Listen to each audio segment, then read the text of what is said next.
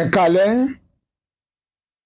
lọ́dẹ̀ yìí káàkiri là á ṣẹ́gi ojú kan so là á dìé pọ̀ sí.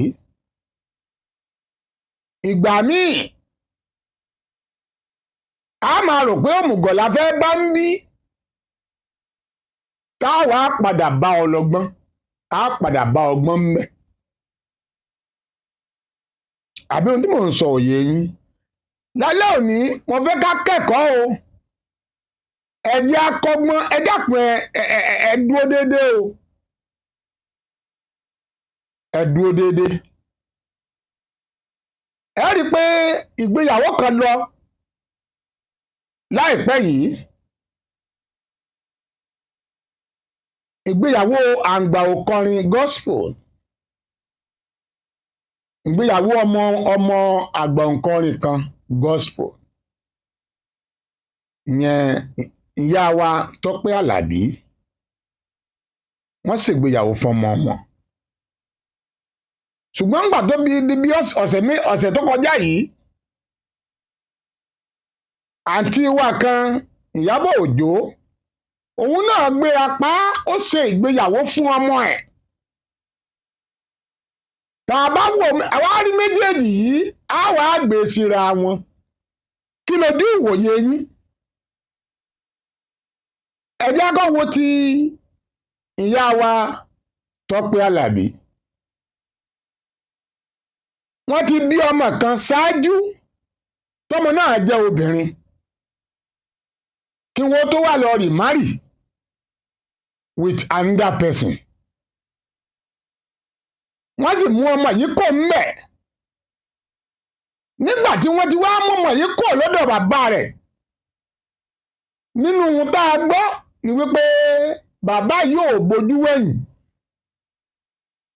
láti lè ṣe ẹ̀tọ́ gẹ́gẹ́ bí bàbá lórí ọmọ tí ìyá wa Tọ́pẹ́ Àlàbí tó gbé kúrò lọ́ọ̀dẹ̀ ọkọ rẹ̀ àkọ́kọ́. Wọ́n wá ń tọ́ ọmọ yẹn títí tí Ọlọ́run sì bá wa dá ọmọ náà sí, ọmọ náà jẹ́ èèyàn. Wọ́n fẹ́ ṣe ìgbéyàwó fún níjọ́lẹ́kẹ́jọ́ ìgbéyàwó yìí. Ẹlòmíì ló jókòó gẹ́gẹ́ bí bàbá ọmọ yẹn, kì í ṣe bàbá tó bí ọmọ yẹn ni ló padà jókòó, àbí tó jókòó bàbá stepfather fún ọmọ yẹn, òun ló wá ṣe bàbá ọmọ yẹn ní ọjọ́ ayẹyẹ ìgbéyàwó ọmọ yẹn tí ń relé ọkọ. Àwọn èèyàn wá kí ọ̀pá bọ́ọ̀lù. Wọ́n á bẹ̀rẹ̀ sí ní kó sí ẹ̀rẹ̀kẹ́ pé why? Kí ló fà á tó fi rí bẹ́ẹ̀? Ohun tí wọ́n ń sọ ni wípé one, kò ṣèyàwó fáwọn, àbí àwọn ò ṣègbéyàwó, àbí two, kò take responsibility lórí ọmọ yẹn títí tọmọ yẹn tó fi dàgbà láti tó ẹni tí ń relé ọkọ. Ẹ wá wo ìrìn àjò tí ìyá wa Tọ́pẹ́ Àlàbí rìn látọmọ kékeré. Ó tọ́ ọmọ yẹn títí ó lọ school ní nursery ní secondary school ní higher institution ní bẹ́ẹ̀ lóríṣiríṣi. Ẹ wo ohun tí ojú rẹ̀ rí lórí ìrìn àjò tó fi tọ́ ọmọ yìí. Àwọn kan ń sọ̀rọ̀ wípé kò dáa bó ṣe ṣe yẹn. Wọ́n ní bá a bá ń jà bíi kakúkọ, bọ́kọ àtìyàwó bá ń jà kò yẹ kó kan ọmọ, ìyẹn dúró bẹ́ẹ̀. Ìyá wa àǹtí wa Ìyábọ̀ Òjó, òun náà ohun tó ṣẹlẹ̀ sí ìyá wa Tọ́pẹ́ Àlàbí iná ló ṣẹlẹ̀ sóhun náà. Ọmọ méjì ni ìyá wa Ìyábọ̀ Òjó ìlòhun náà bí fún ọkọ àárọ̀ rẹ̀. Ó sì ìpínyà dé, ó sì kó àwọn méjèèjì yẹn, ó sì kó wọn kó mẹ́. hílà hílo àjẹ àmú àríjẹ àrímú ó wá bẹ̀ sí tó àwọn méjèèjì títí ẹ wo ìrìn àjò tí àǹtí wa Ìyábọ̀ Òjó náà rìn pẹ̀lú àwọn ọmọ yìí tí bàbá àwọn ọmọ yẹn tí ó sì bojú wẹ̀yìn ọmọ méjì single mother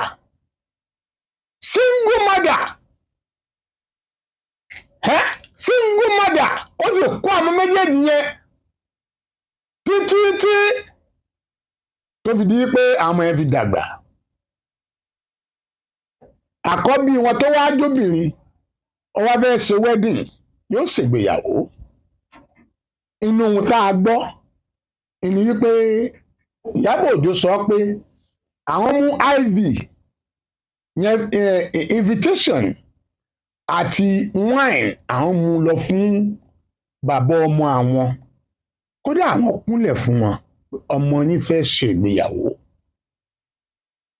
bàbá yìí wá lọ́jọ́ ìgbéyàwó ó sì jókòó gẹ́gẹ́ bí bàbá ìyàwó lọ́jọ́ ìgbéyàwó ọmọ ẹ̀ kò sí body attitude kò sí pàmọ́ra ẹni lójú ó dàbí pásọ kan náà jọ wọ̀ wọ́n ṣe kódà wọ́n tún jọ jó a tún rí i pé ìyàwó tí arákùnrin yìí tún fẹ́ òun àti àǹtí Ìyábọ̀ Òjó wọ́n tún jọ jó ẹni tí àǹtí Ìyábọ̀ Òjó náà sì ń fẹ́ àwọn náà wà nínú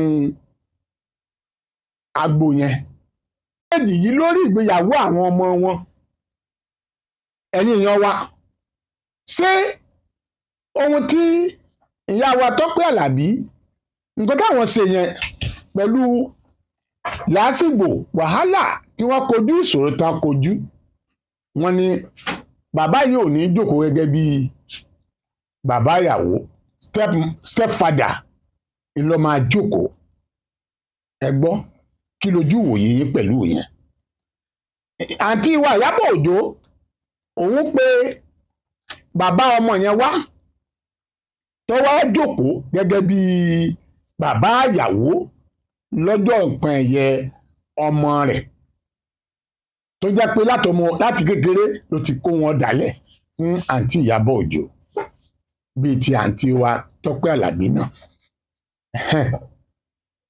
bàbá yìí wá jókòó lọ́jọ́ nǹkan ẹ̀yẹ ọmọ ẹ̀ níbi ìgbéyàwó yìí kí ló fà á kí ni èrò àǹtí wa Ìyábọ̀ Òjó tóun fi gbà kí bàbá ọmọ yìí kó wá sojúṣe bàbá níbi ọjọ́ ìgbéyàwó ọmọ ẹ̀ kí lẹ rò pé jẹ́ èrò rẹ̀ tó fi ṣe bẹ́ẹ̀ tí ò fi jẹ́ kí stepfather ọmọ yẹn kó wá jókòó ẹ̀yin èèyàn wa kí lójú ìwòye yín pẹ̀lú rẹ̀ ẹ jẹ́ á sọ torí àǹkà yìí ó ń ṣẹlẹ̀ o sí wa káàkiri o ẹ jẹ́ ká wò ó kí lẹ̀ ń rò nípa ìkọ̀ọ̀kan tó ṣẹlẹ̀ yìí kí lẹ̀ rò tó bá jẹ́wọ́ èwo ni wọ́n ṣe èyí tó bá fẹ́ ṣe yẹn ó wàá sọ ìdí pàtàkì tó fi ṣe